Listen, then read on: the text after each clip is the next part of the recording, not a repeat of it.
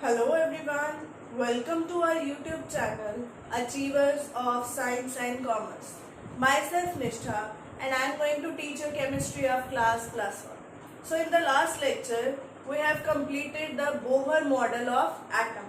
So next, after failing the Bohr model, the next model of atom was given by quantum mechanical model of atom. So we will discuss about the developments that are leading about quantum mechanical model. So heading is towards quantum mechanical model.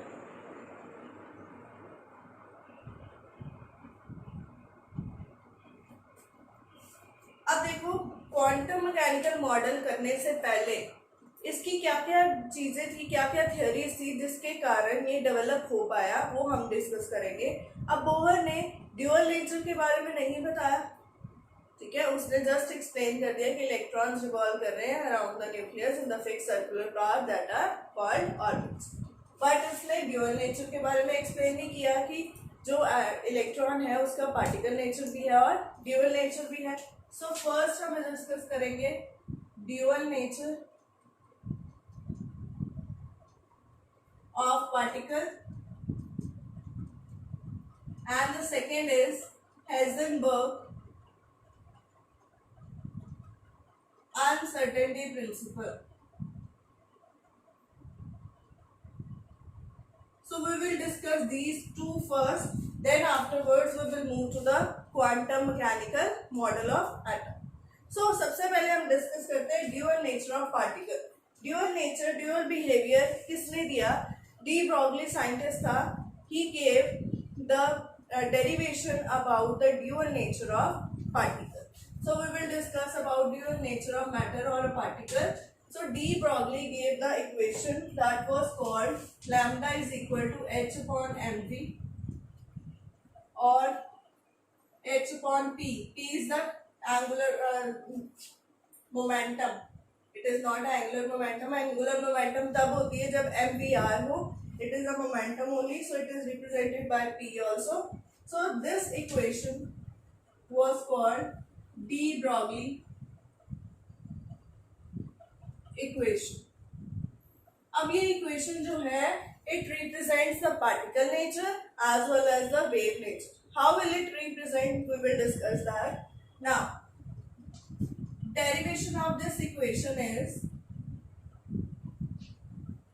what is the derivation? ये अब equation आई कहाँ से? इसके लिए हमने दो चीजें की थी। एक की थी E is equal to h nu by Planck's quantum theory,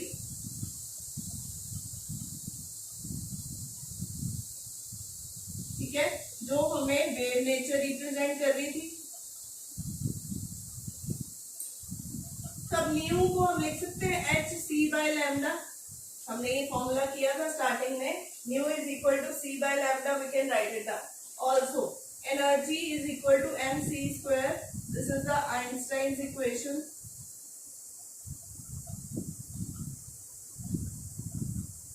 which represents the particle nature of matter. So particle nature और wave nature दोनों के लिए हमारे पास एनर्जी के रिलेशनशिप है.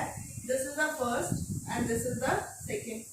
So on equating first and second you will write left hand side equal है, right hand side को equate कर सकते हैं. So h c by lambda will be equal to m c square.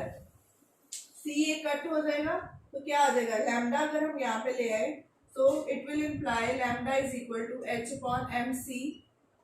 c कह लो, v कह लो, है तो velocity ना, so c will represent the velocity of light, ठीक है.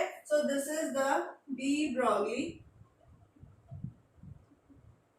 equation and this lambda is called de Broglie wavelength. de Broglie wavelength. Here, so this was the equation that represents the dual nature of matter. अब हम बात करेंगे कि यहाँ से क्या चीज प्रूव होती है, इस डेरिवेशन से क्या चीज प्रूव हुई. इससे ये चीज पता लगी that the wavelength lambda is inversely proportional to the momentum So means if the momentum is more, the wavelength will be less. If the momentum is less, then the wavelength will be more. So these two are inversely proportional to each other. So we have to find out कि ये momentum और lambda का relation यहाँ से हमने find out कर लिया. Now next हमने क्या करना है? Justification. कि अब ये पार्टिकल और वेव नेचर को कैसे रिप्रेजेंट कर रहा है. Dual justification of dual nature के लिए सबसे पहले हम डिस्कस करते हैं पार्टिकल नेचर. अब हमें कैसे पता कि इलेक्ट्रॉन का पार्टिकल नेचर है. अब हमने स्टार्टिंग ऑफ द चैप्टर में कैथोड रेज वाला एक्सपेरिमेंट किया था. वहां पे क्या देखा था, जो इलेक्ट्रॉन जो रे जब किसी पॉइंट पे स्ट्राइक कर रही थी बिहाइंड द एनोड, तो वहां पे ग्लो आ रही.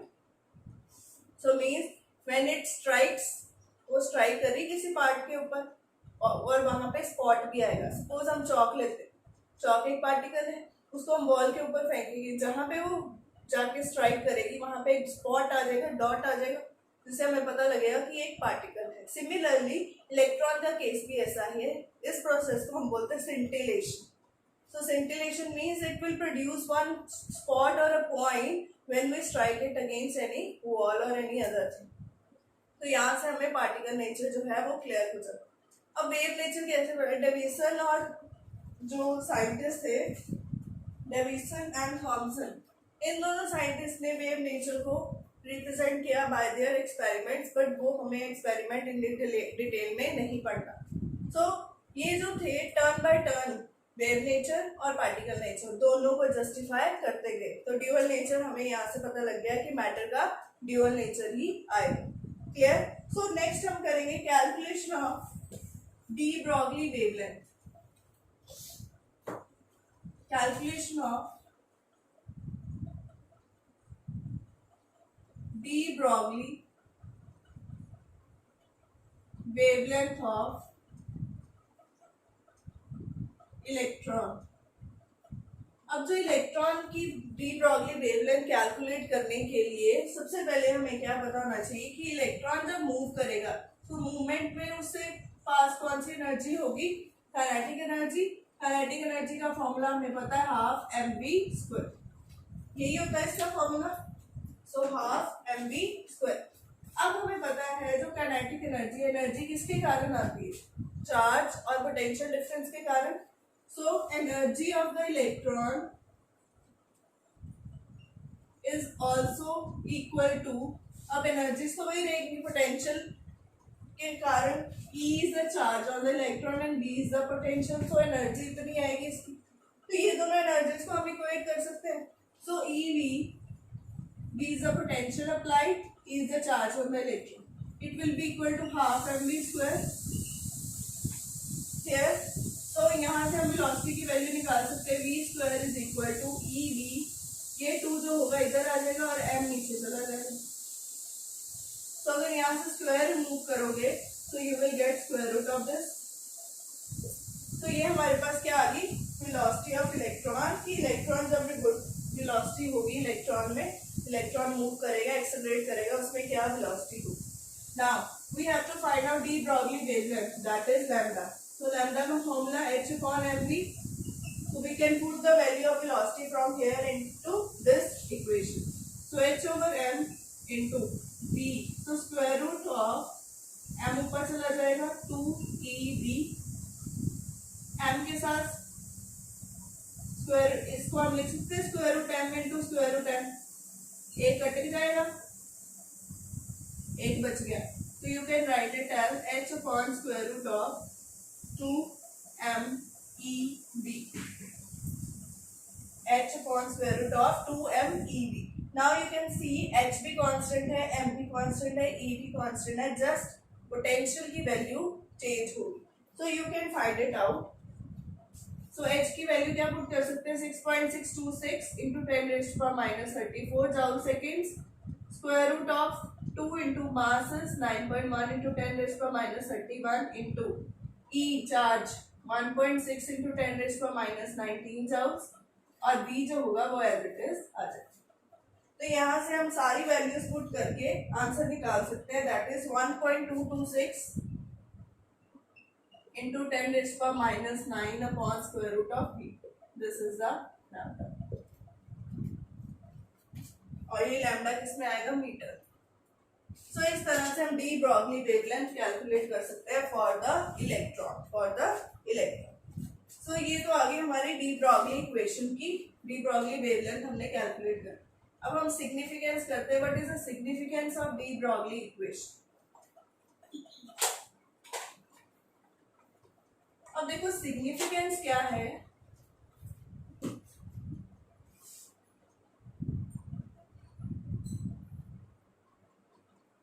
जो डी ब्रॉगली इक्वेशन है that is lambda is equal to H upon M V, है ना।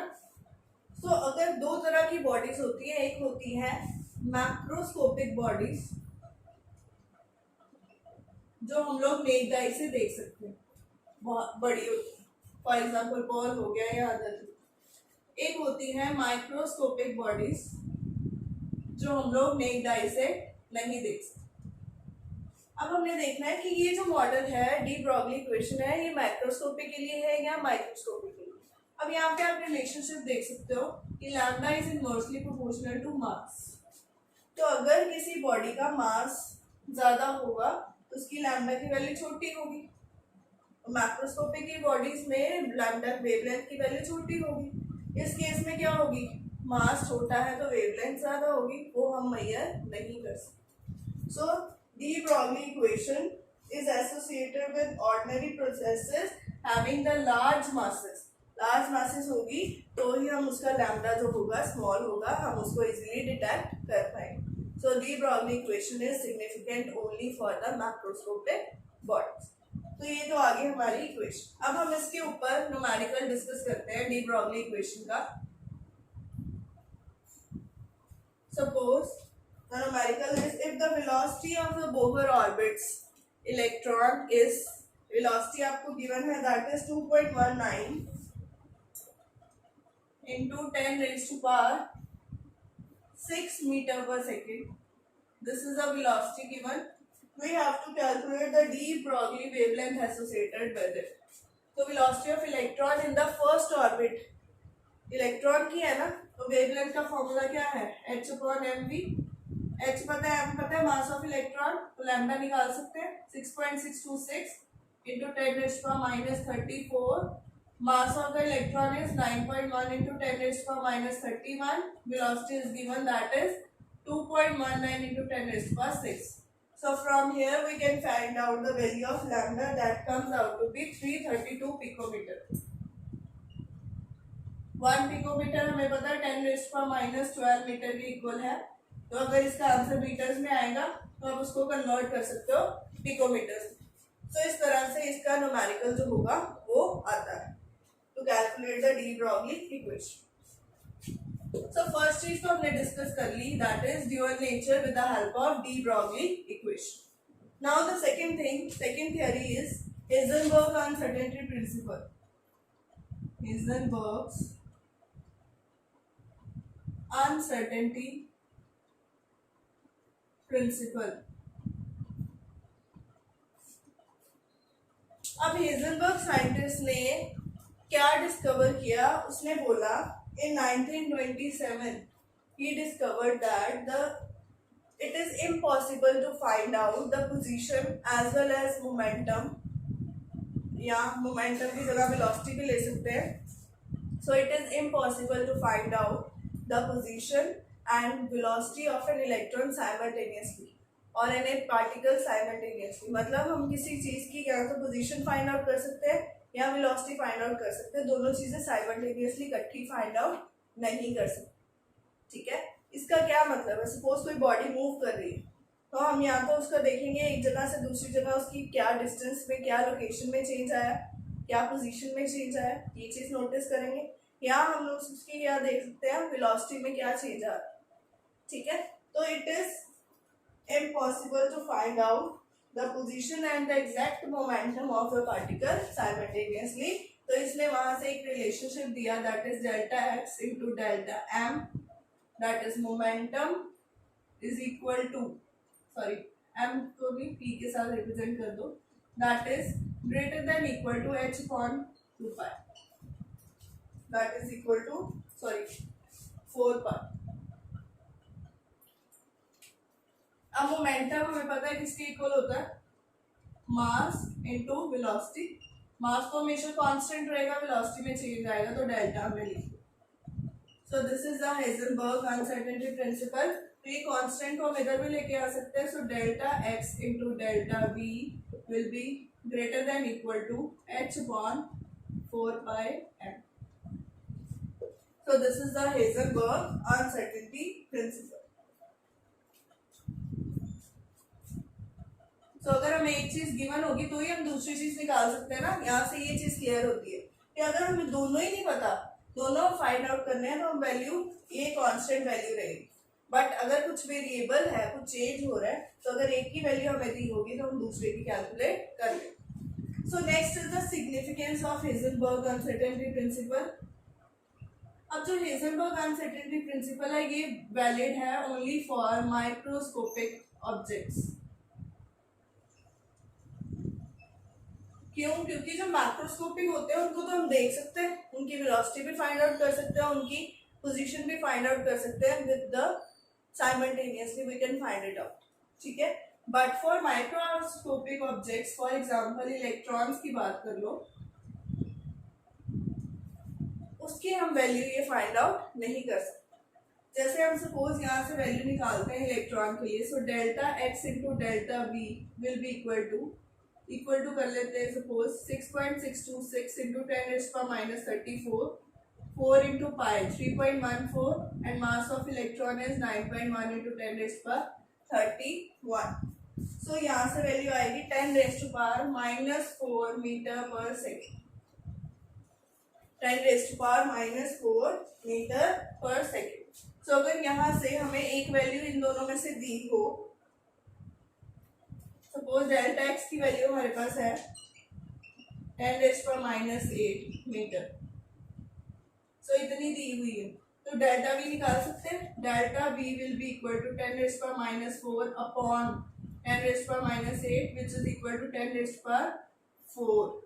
मीटर पर second. So it can be find out, it is a finite value. अगर आप यहाँ पे मैक्रोस्कोपिक ऑब्जेक्ट लेके चलते हो जिसका मास ज्यादा है, अगर मास ज्यादा है तो ये वैल्यू क्या होगी, कम आएगी, बहुत स्मॉल आएगी, बहुत small value we can not find out, ठीक है। So it is a finite value, bigger value we can find it out, but जो जितना मास जो होगा वो बढ़ता जाएगा, उतनी वैल्यू छोटी आती जाएगी, ये इनवर्सली प्रोपोर्शनल है, ठीक है, तो वो हम फाइंड आउट नहीं कर सकते। तो this Heisenberg uncertainty principal is valid only for the microscopic object. अब हम इसका एक न्यूमेरिकल डिस्कस करते हैं, हेजनबर्ग अनसर्टेनिटी प्रिंसिपल का। So the statement is, so the numerical is a golf ball has मास 40 ग्राम। सो मास दिया हुआ है बॉल का, that is 40 grams, and the speed that is 45 meter per second. If the speed can be measured with an accuracy of 2%, मतलब uncertainty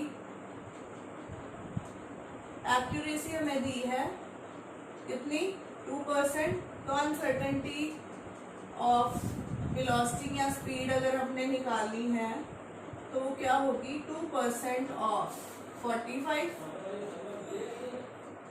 2% of 45 निकालेंगे, so 2/100 into 45, it will come out to be nearly equal to 0.9 meter per second, ठीक है। अब बोला क्या है, calculate the uncertainty in position, हमें position निकालनी, मतलब डेल्टा एक्स कैलकुलेट करना है। So formula is delta X into delta B is equal to h upon 4πm। B हमें डेल्टा बी हमने निकाल लिया, तो डेल्टा एक्स कैलकुलेट करना है h upon 4πm into delta B. तो we have to put all the values, 4 into pi 3.14 into mass कितना दिया है 40 ग्राम्स। अब ग्राम्स को किलोग्राम्स में करने के लिए 40 इंटू 10⁻³ किलोग्राम्स आ गया,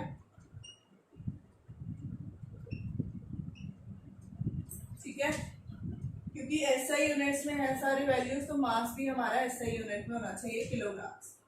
सो So यहाँ से हम जब कैलकुलेट करेंगे it will come out to be 1.46 into 10 raised to minus 33 meters.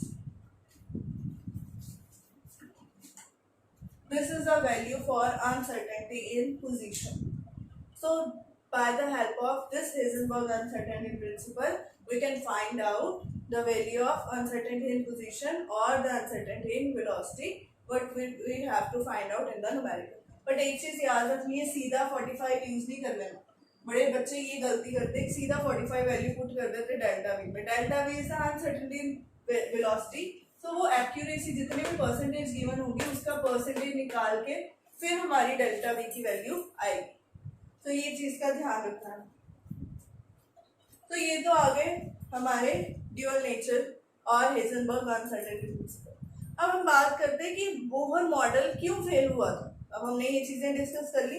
So Bohr ने क्या बोला था? Bohr said that the electrons are revolving around the fixed circular path that are called orbits. But after this dual nature, उसने dual nature के बारे में बताया. और बाकी साइंटिस्ट ने क्या बोला? बाकी साइंटिस्ट ने बोला कि इलेक्ट्रॉन फिक्स्ड पाथ में रिवॉल्व नहीं कर रहा, वो फिक्स्ड स्पेस में रिवॉल्व कर रहा है. ठीक है, एक स्पेस है जिसमें finding the probability of electron find out हो सकती है. तो उसमें एग्जिस्ट कर रहा है, जिसके कारण वो जो है हमारा फिक्स्ड पाथ में नहीं फिक्स्ड स्पेस में आएगा. तो ये चीज उसने फेल कर दी. सेकेंड चीज, उसने ड्यूअल नेचर के बारे में एक्सप्लेन ही नहीं किया कि वेव नेचर और पार्टिकल नेचर कैसे कोई एटम को पार्टिकल जो है वो शो कर रहा है, वो चीज उसने एक्सप्लेन नहीं की. अब ये सारी लिमिटेशंस देखते हुए और अनसर्टेनिटी इन पोजीशन मोमेंटम जो हेजनबर्ग प्रिंसिपल था वो भी एक्सप्लेन नहीं किया. ड्यूअल नेचर जो डी ब्रॉगली इक्वेशन थे वो भी एक्सप्लेन नहीं किया.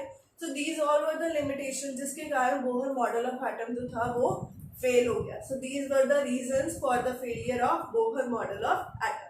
अब बोहर मॉडल ऑफ एटम को ठीक करने के लिए कौन सा मॉडल आया next? That is the quantum mechanical model of atom.